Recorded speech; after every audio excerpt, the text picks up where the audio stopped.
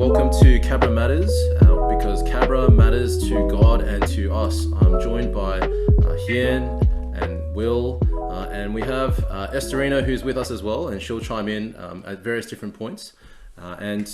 This week we are looking at the next few chapters.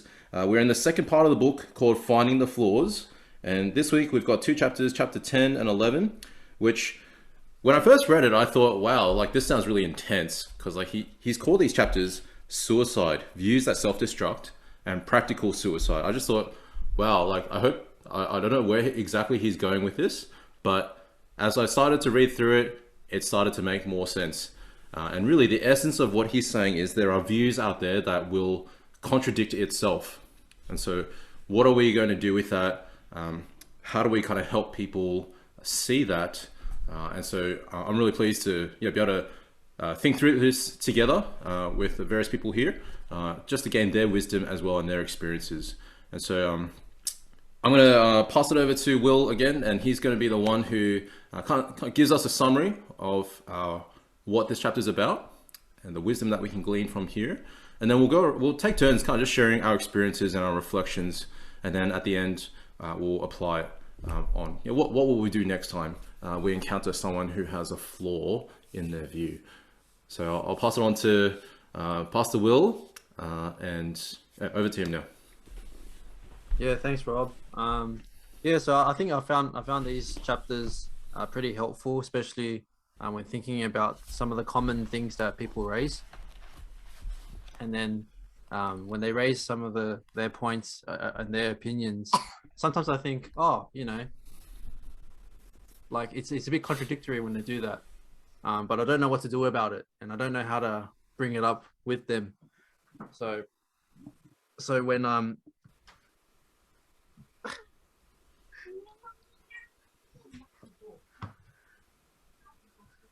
yeah.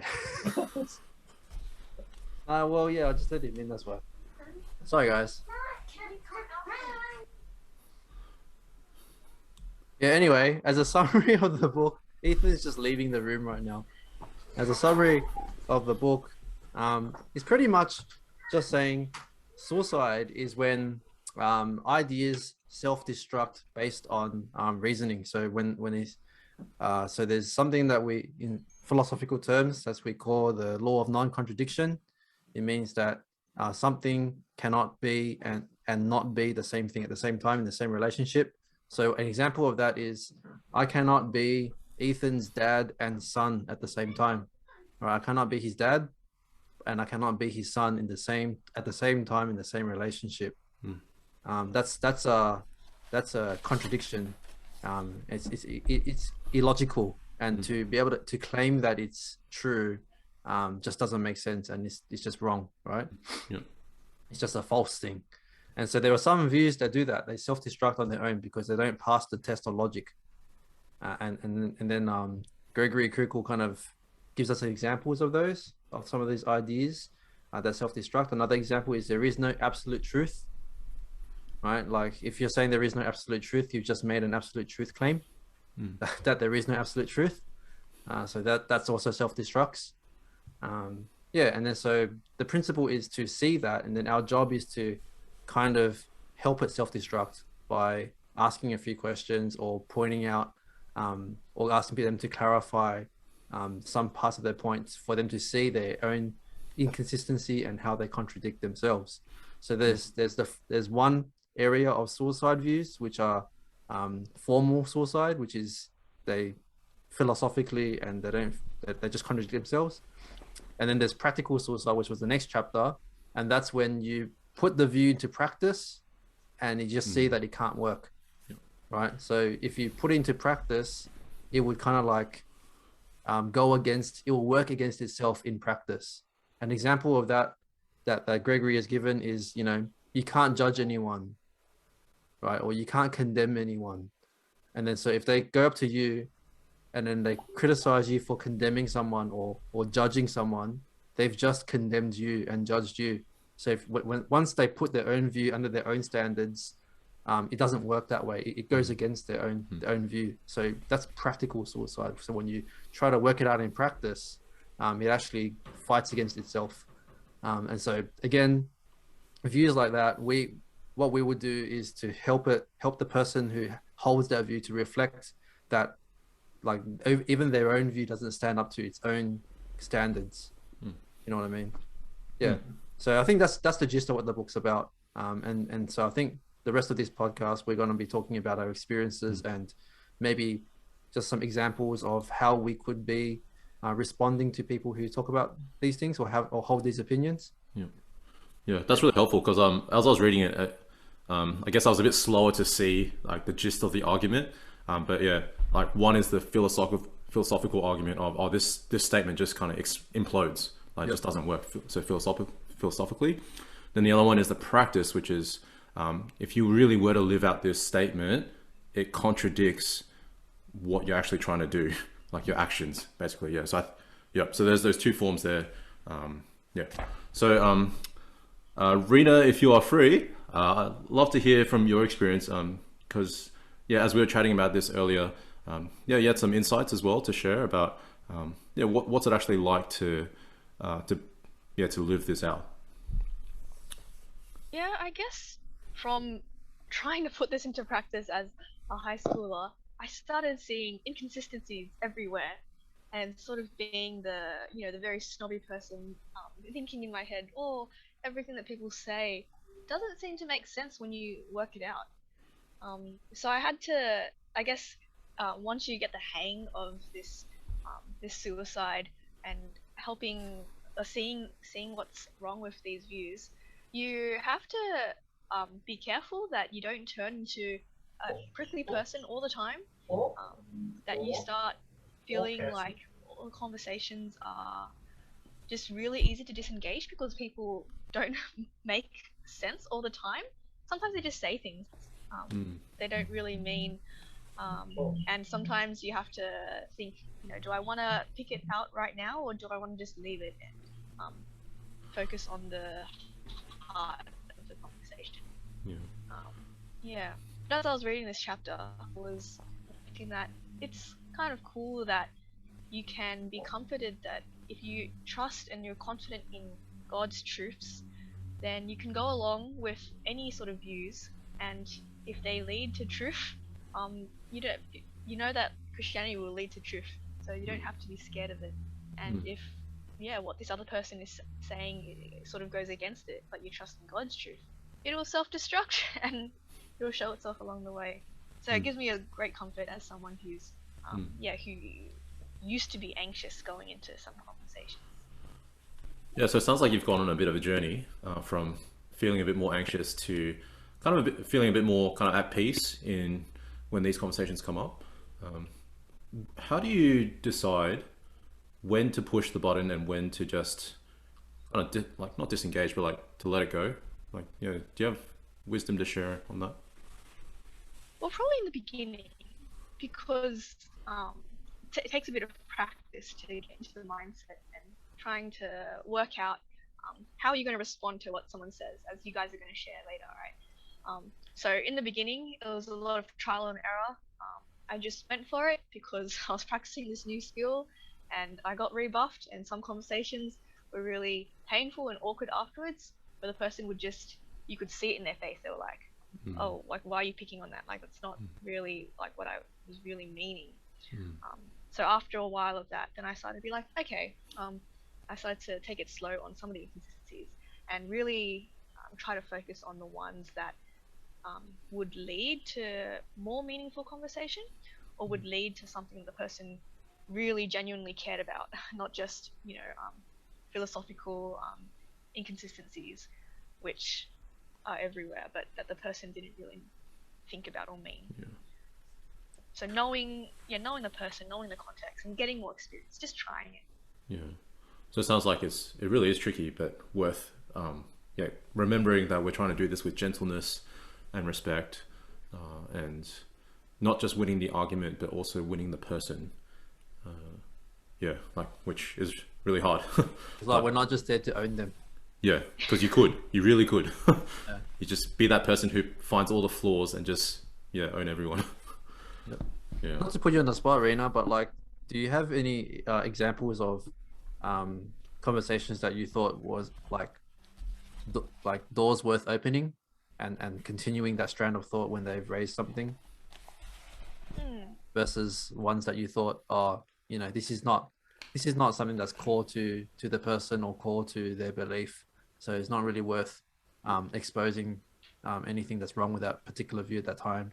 Let's try to work on the relationship instead. Like, do you have any examples of either? Yeah, so like with the different sorts of encounters you might have with someone like the hairdresser, um, then you can sort of just go for whatever you feel like in the moment. Just vibe it, just practice, because you don't know. Yeah, the opportunities you get with them are going to be different. I'm thinking with the people that you know, the closer friends and family that you've been talking to for a longer time, like you know them and you know what ticks them. So I when I talk to like my high school friends, sometimes I'll say things in conversation. I won't pick up on it in the moment, but I might come back to it later. So when we're sharing things, I'm sharing a struggle that I might be like, oh well, it's okay as long as no one's getting hurt. Um, that sort of thing where as long you can do whatever you want as long as no one gets hurt, which doesn't really make sense. But I don't normally pick it up in that moment because in that moment they're trying to comfort me, they're trying to empathize. Hmm. But later on, if, the conversation will go to something about their struggles with family, um, with being independent from Asian parents, um, and the relational intensity there. So then I might bring it up again and be like, well, like your mom is not trying to control you. Your mom is like trying to love you. She's not trying to hurt you. But there is this reality that you feel hurt there. Like let's tease that out. So I'll bring back the inconsistency of what they said and tease it out. Yeah. Yeah. Like, oh, is it now okay to apply? Oh, it's okay if no one's getting hurt, right? To back to them.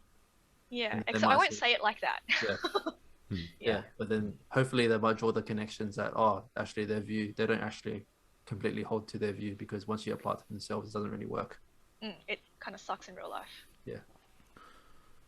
I find that comforting to hear because I usually don't think of these things on the spot. I find it really hard to spot the flaw or the substance. But then as I think about it, like in the shower or like the next day as I'm driving, I was like, oh, aha, I get it now. And then, yeah, like I guess my natural tendency is to beat myself up on that. But yeah, it just sounds like, well, it's okay. You can just bring it up the next time. It shows that you've been thinking about it and you care about the person. Oh, I've been thinking about our conversation last time. Maybe we can chat about it a bit more. So yeah, like I find that comforting. There's one particular view that I was thinking of, like in my experience. My mom would say this. She would say, you can believe whatever you want, just don't impose it on others. And I was just trying to like apply this to that kind of scenario and that kind of statement. And I just felt like I found even as I hear that, I instinctively agree with it, but then when I pause on it and meditate on it a bit more, it doesn't make sense. Because if you say you can believe whatever you want, just don't impose it on others, isn't that technically a view that's being imposed on me? So in a sense, I would say like, yeah, there is actually a flaw in that statement as well. Now the tricky thing then it would be, well, if I'm applying what's being said in this chapter, I could say, if you believe that someone shouldn't impose their views on others, then why are you imposing your view on me? If I was to say it like that, I'd probably be the prickly person who gets smacked and disowned from the family. Yeah, you're disrespecting your elders, man. Very, very much so. Yeah. So I think part of the work is just working out, well, how can I say this like, how do I lead the conversation to that point in a gentle and respectful way? All the while, most likely saying it in Cantonese as well. Yeah. So, yeah, like there's just a lot of work, I guess, to be done. Like if we want to prepare well for these encounters. Do you want to workshop Said that this a to little my bit? mom. It doesn't work. Sure. Hi, what did Rena say? I've said this to my mom and it doesn't work. Oh, yeah, yeah. So it seems like it would be like, let's just say kind of unacceptable to go, oh, why are you then imposing your view on me to back to your mum, right? But you can kind of say that to a friend or a stranger that you're talking to. But maybe what happens? I don't know. I'm just trying to think on the spot. Like, what happens if you ask, like, oh, if I can believe whatever I want, like, what if I believe in something that you are against?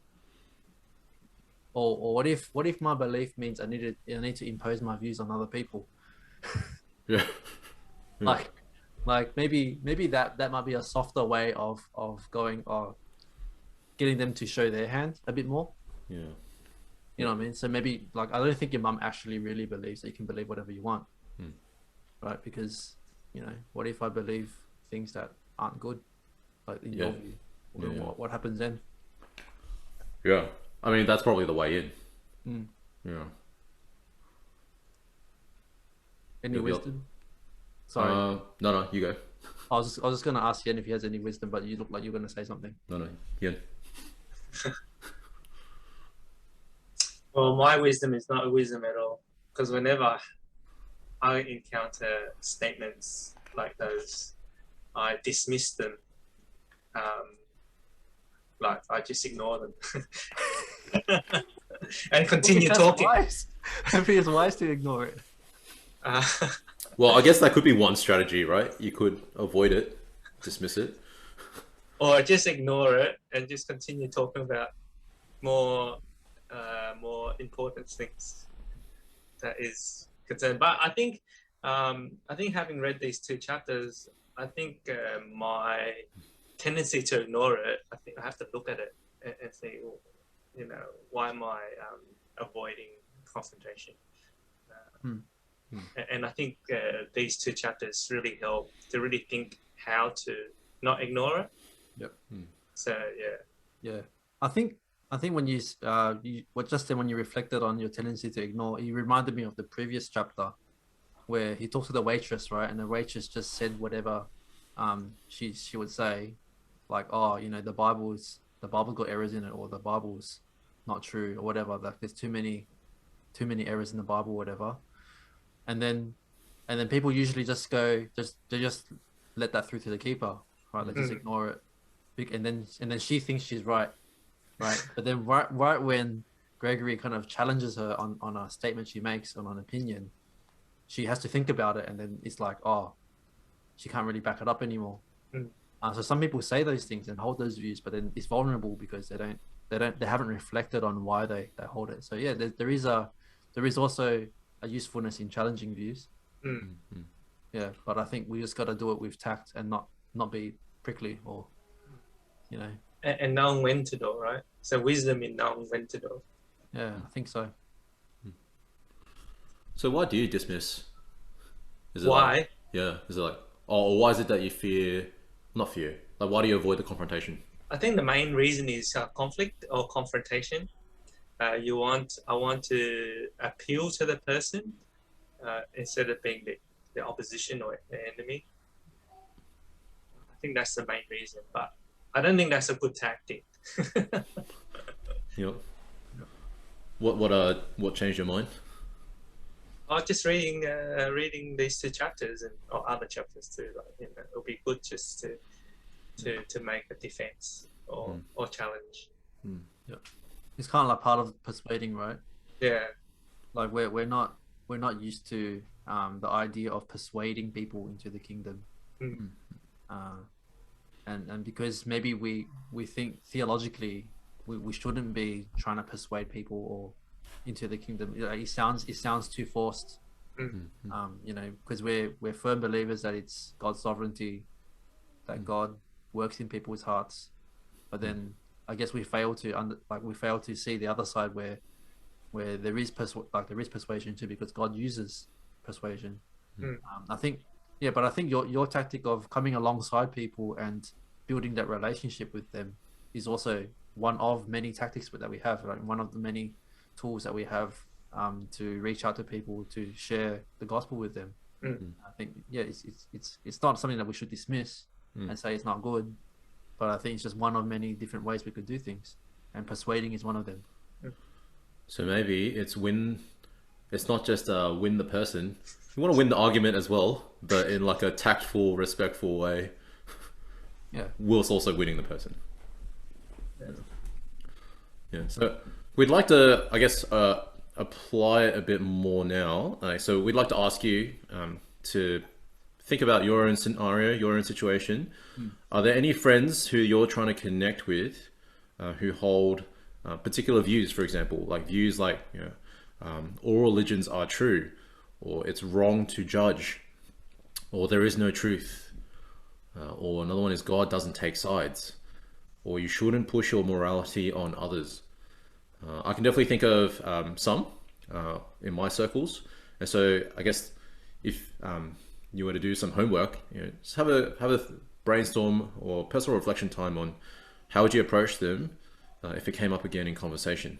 I'm happy to workshop one, for example. Like, so I have a friend who would say he's a firm believer in the scientific method, which I haven't actually looked up properly, but my understanding of it is, I guess his assumption is only science can give the truth, or only science gives reliable truth. And so I haven't actually done the homework of preparing for that. But as I think on the spot now, one thing I could say would be, well, yeah, can you tell me a little bit more about that? Like, I know it might be a bit of a philosophical discussion, but how does science give us reliable truth? What can science actually test? How do you know it's true? And then I could potentially point out other flaws, like, well, how do you explain miracles, for example? Yeah, I think Greg's approach in the book was to kind of ask, like, what kind of scientific experiment showed you that was true or something. Yeah. How did science show you that scientific truth is true? Or something like that. Yeah, that's an interesting one. Yeah, because I'd be like, he would have come to that position, like, to come to that conclusion somehow. I guess I never opened it up to ask him, well, how did you come to that conclusion?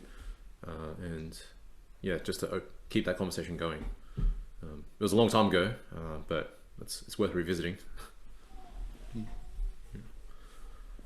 I guess another thing, so that was be the first thing, who are amongst your friends that you're trying to connect with have these particular views? Maybe spend a moment or two preparing on how would you approach them next time. And then another one that I'd like us to discuss is, which is, how would you bring up these inconsistencies in a friendly way? Because, like, as we heard earlier from Rena's experience, it's easy to be the person who just points out the flaws, and then, yeah, we could end up being that person who goes around and pointing out the flaws in everyone's arguments or ways of thinking, and that kind of burns bridges. So we don't want to burn bridges. So yeah, I'd love to hear our reflections on what are some possible ways we can bring up these inconsistencies in a friendly, respectful kind of manner. Only thing I can think of is ask for permission to bring it up. So if someone says, I don't know, there is no truth in the conversation, and you say, well, can I just ask you if you're happy for that to be explored? Or, like, it might not be pretty. Just to give them forewarning. Oh yeah. Something like that. And if they say yes, then you've got permission to go ahead and really tear it apart. But if they say no, then say, okay, that's fine, we'll just move on. Yeah. Yep. Okay. So. As well, just No, sorry. So we had ask. Yeah, ask for permission. Rena, you were gonna add more. probably bring it back to Colombo and sort of adopt a posture of humility and asking questions, being really careful of your tone, that this is something you want to sort of explore together, potentially with different people, depending on who you're talking to, who does this inconsistency. For me, not looking at mine, but being aware of my facial expression.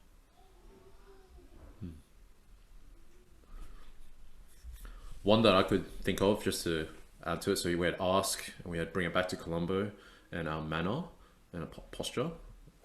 Another one I could think of was just acknowledging that if we keep talking about this, it can be quite personal, and it might not be a very kind of neutral ground, because if we have conflicting views, is this actually a safe space that we can talk about it? Yeah, I just remember that was from a previous chapter as well. Like, I found that really helpful, just acknowledging, you know, if someone asks me about a sensitive topic, then like same-sex attraction, for example, I could say, or I just ask them, you know, is this a safe space that we can talk about this? Because this may not be neutral ground.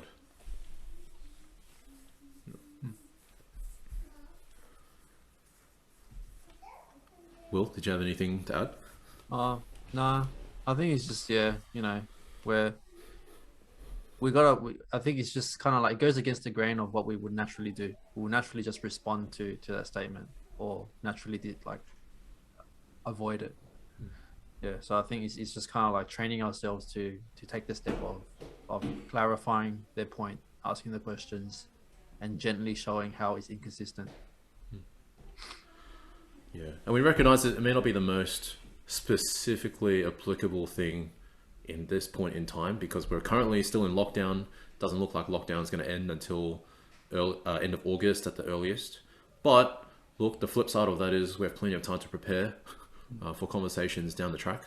And yeah, like, this isn't just a once-off thing. This is like a lifelong thing of trying to connect with our neighbors, to love them, to persuade them with the good news of Jesus.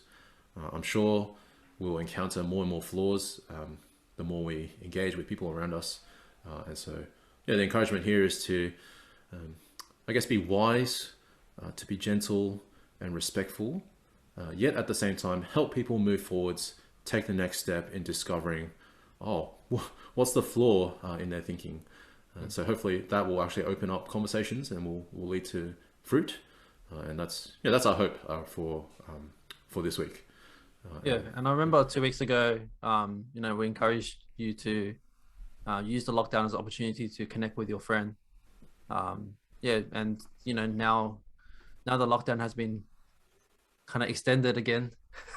Might be another opportunity to just keep connecting with that friend, and just see how they're going. You know, without trying to force it into a gospel conversation, but see how they're going, and you might pray and see where it leads. You know, it might lead to a more serious gospel conversation.